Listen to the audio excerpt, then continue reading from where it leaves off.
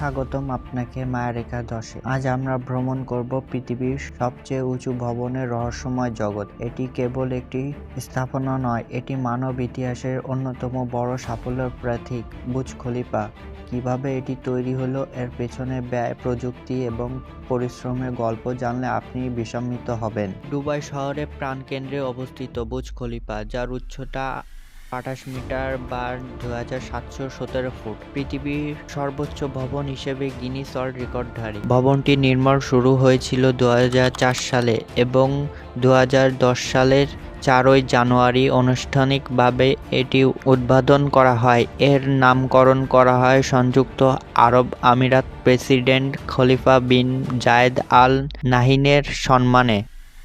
এই আকাশছোঁয়ী ভবন তৈরি করতে ব্যয় হয়েছে প্রায় $1.5 বিলিয়ন, যা বাংলাদেশি টাকায় প্রায় 15,000 কোটি টাকা।